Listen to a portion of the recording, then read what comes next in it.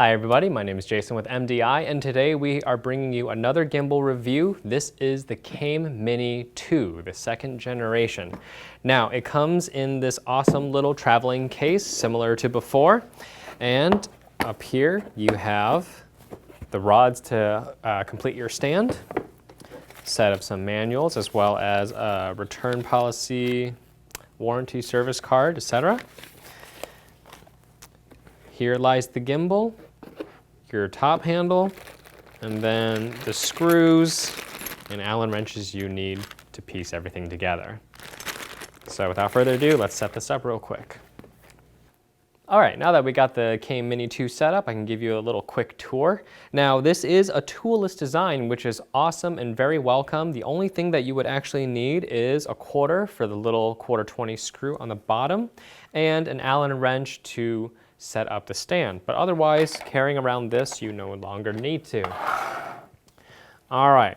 So the first things first, you'll notice that all these knobs are now toolless in design. You can go ahead and unscrew any adjustments you need.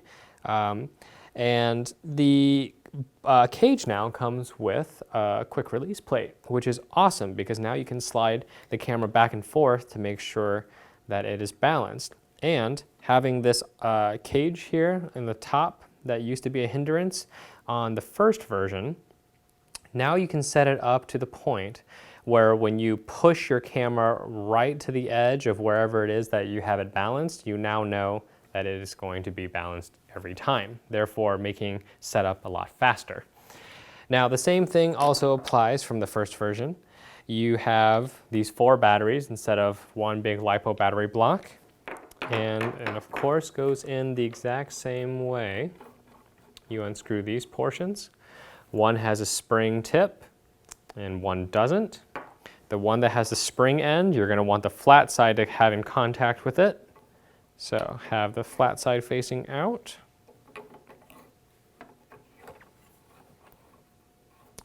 Screw that back on. And then on the other side, have the flat side facing in, where the power button will be.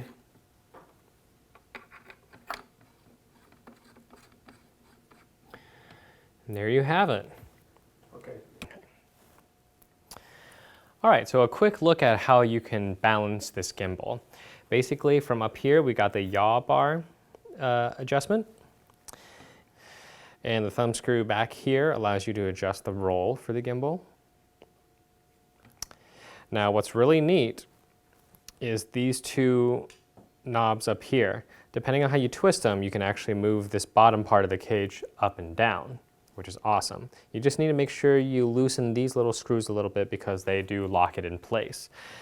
And then the last part is, of course, is having this quick release slider plate that allows you to move the camera forwards and backwards. All right, so after you're done balancing your camera onto the Came Mini 2, you just got to give it a little test. So tilt it off to the side.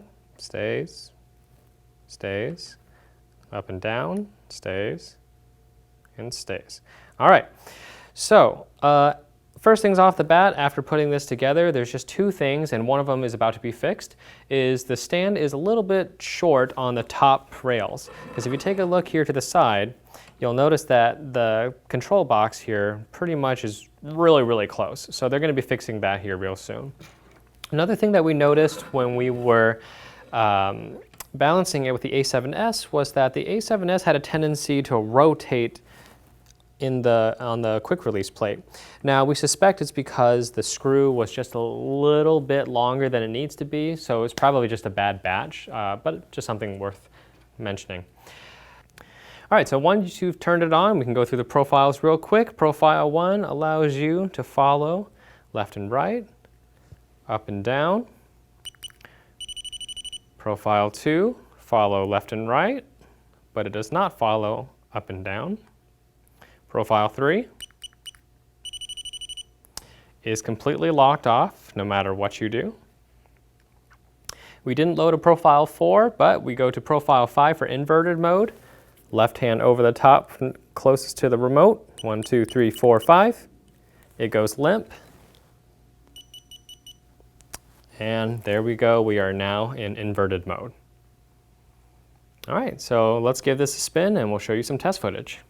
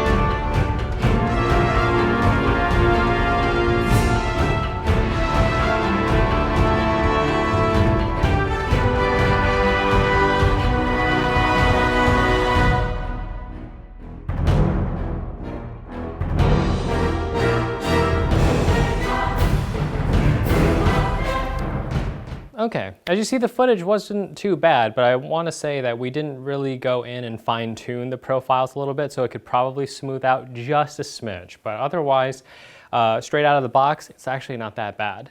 The inverted mode is definitely something that I think a lot of people will gravitate to because it does a really good job when it's operating in inverted mode.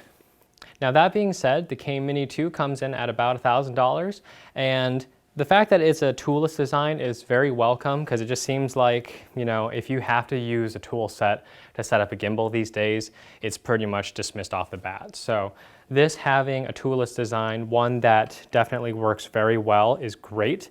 And like I said again, this top bar here, if you have it set to a specific lens, then all you really need to do is attach your camera, have it hit exactly where it needs to be up against this plate, and then you're pretty much set all the time. Now, again, this is a smaller gimbal, which means the motors aren't as strong as the bigger ones. So you're, again, still not going to be able to use very heavy lenses. You're probably going to be confined to these mirrorless lenses that are generally smaller. And again, you do have this round part on the top cage. So if your lens exceeds that part, you're probably going to have to either balance your gimbal without the top cage, or you know, you just simply have to use smaller lenses. And then lastly, I would say if you're a mirrorless shooter with a GH4, an A7 series, or a Blackmagic Pocket Cinema camera, then this is definitely something that you can consider if you need something just to get some steadier shots. Check out how awesome the stabilizer works. It stays right where it needs to be.